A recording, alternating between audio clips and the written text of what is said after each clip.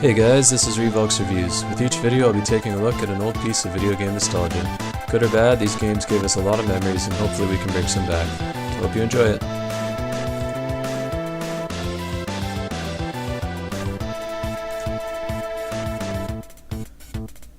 Alright guys, today we're going to take a look at the original Battletoads for the NES. It was made by this company Rare Limited, who you probably know for Donkey Kong Country, Killer Instinct, lots of games like that. Originally, the idea was to basically follow the success and rip off the Teenage Mutant Ninja Turtles, and despite the fact that the idea itself was pretty unoriginal, they kind of took their own route with it and turned it into something pretty cool. The story here is pretty typical. Apparently some big war just got fought between the Galactic Corporation and the Dark Queen. I'm not sure why a corporation's fighting a war exactly, but they won. The Dark Queen got owned and ran away. So you've got these three Battletoads, Rash, Sitz, and Pimple, and I guess the story is they're escorting this Princess Angelica back to her home planet, and Pimple decides to take Angelica for a cruise through space, and is probably looking for action, and suddenly the Dark Queen, surprise surprise, comes from nowhere and eats them with a giant spaceship. I don't know. But anyways, your mission in the game is to go rescue Pimple and the Princess Angelica, so this Professor T-Bird guy that apparently you're friends with gives you a ride in his spaceship and takes you to the planet Ragnarok, which is the Dark Queen's planet, and lets you loose to wreak havoc. It's kind of funny if you read the manual here because it actually says things like, you know, it tells the story and then it's like, what are you going to do about this? You're going to get angry. And then what are you going to do? You're going to get even. And it's like, I don't know, it seems kind of funny that they would encourage little kids to get angry and take revenge. But anyways, the Dark Queen calls you up and it turns out she's this blue-haired, large bossing bitch and just wants to make your life miserable. So let's go to level 1 and kick her ass. Alright, so here's the first level. It's pretty typical. You get dropped on this planet and you're just beating up pretty basic enemies so you can learn the controls of the game and how everything works. It's pretty simple. You basically just got walk around, jump, and punch. And sort of depending on what's going on, your punches can be different. Like sometimes he does like a bit of a finishing move and your hand gets huge and you smack him, or sometimes you turn into random objects and it gets pretty cool. This is the weapon system here. Sometimes when you kill shit, it drops body parts, and then you use those body parts to kill other things. And it's kind of comical, and I don't know, just adds a little like funny edge to the game. And you know, weapons are always fun. I thought this part was kind of cool. You randomly have these bugs come up at you, and that's actually how you get health in the game. You have to stick out your tongue and eat them. And I just thought that was kind of neat as opposed to just picking up an item or something. It's actually a little bit skill-based and kind of cool. So we keep going and we eat some more bugs and get some 1-ups, and then suddenly your face contorts because you are so afraid of this giant machine coming at you.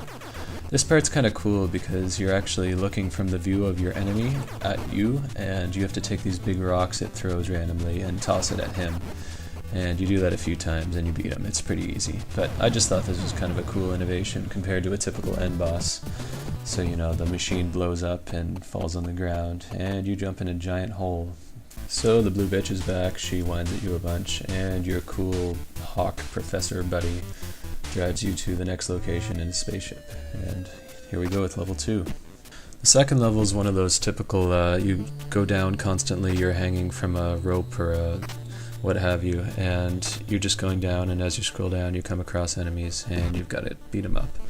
It was a cool section just because pretty much every attack your feet went huge, or your hand turned into a giant hand, or your entire body would turn into like those balls they used to knock down buildings, and you could punch through birds and steal their bones, which is pretty freaking sweet.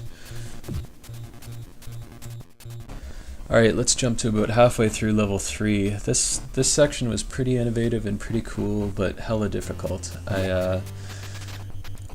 Anyways, you'll see. It's a pretty cool idea. You're floating around on this hover car and dodging things, and you know, neat innovation for the game, but really difficult. It's notoriously difficult. Anyone who's played this game will know how frustrating this section was. You end up doing it 80 times over, failing, and then having to go through levels 1 and 2 just to get it again until you finally memorize it and you just know where everything is, but then you're old and have a beard. But anyways, it was a cool idea, I had a lot of fun. They sort of got that 3D effect going on again, but after a while I just kind of lost patience and couldn't do it anymore.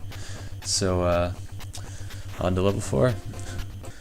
Alright, so now we're on to the Arctic Caverns, which is basically a typical side-scroller platform level, only everything's slippery as hell and there's so much random stuff going on. You've got these boulders that slide around and you have to avoid them until they knock things down for you, which is kind of a constant theme in this level. Other things clearing walls and sections for you. This part here was really annoying. Every time I dropped down here for like the first 10 tries, the smell ball would hit me right as I was falling, so I couldn't even dodge it or avoid it or anything, because the way it works, you just can't see it until you're actually on the ground. It got really annoying. This is one of the better takes. So level 5 here basically was just like level 3, only on the water with a surfboard. And it reminded me a lot of actually the Teenage Mutant Ninja Turtles, where they go on surfboards. But anyways, it didn't remind me of how that was fun, and this was just really hard.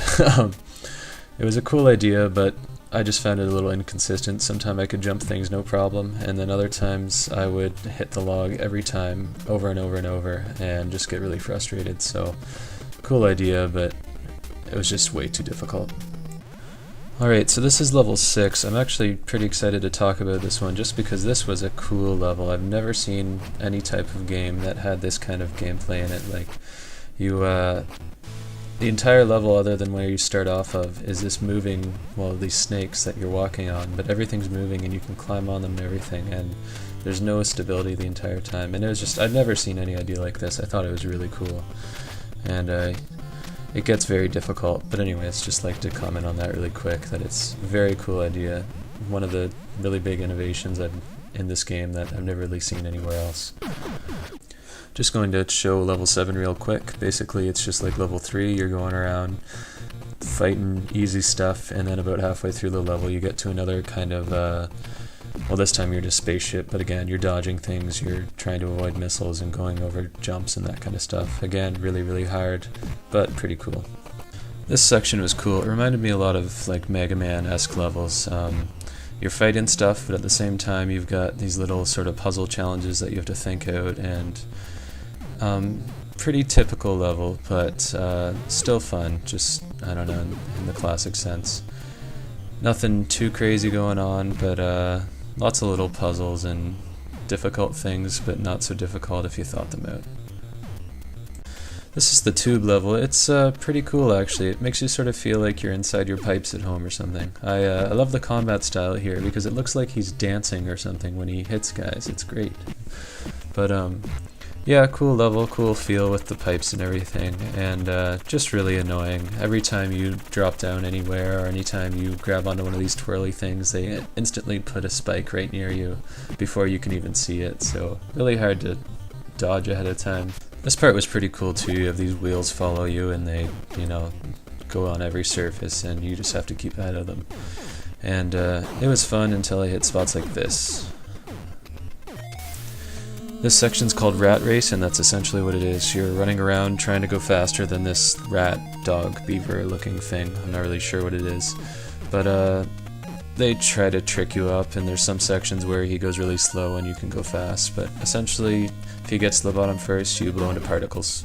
This next section was again pretty cool. You're riding this spinny thing, and you just have to press the arrows in the directions that the track goes, and you have to time it really well, or else you slow down and the ball will hit you. The ball kind of freaks me out because if you look at it long enough, it looks like it'll give you cancer or some sort of disease. But anyways, again, pretty fun, pretty innovative. I just really sucked at it. I'm not going to show very much of the last level because I hated it. You're basically fighting random monsters that are not that hard to kill, just take forever, and jumping on really precarious small things. And it just sucked. I'll just skip to the end. Just gonna finish this up really quick. I've got like 30 seconds left. Final boss, really easy by the way. She just flies around. You hit her when she's not moving. Just my final thoughts on this. Visually really cool, really innovative. The visuals to match with the innovations really cool. Gameplay was just kind of okay, a lot of bugs. But overall, one of the coolest games I think for the Nintendo, and just really, really, really hard. Hardest game I've ever played. Thanks for watching, guys.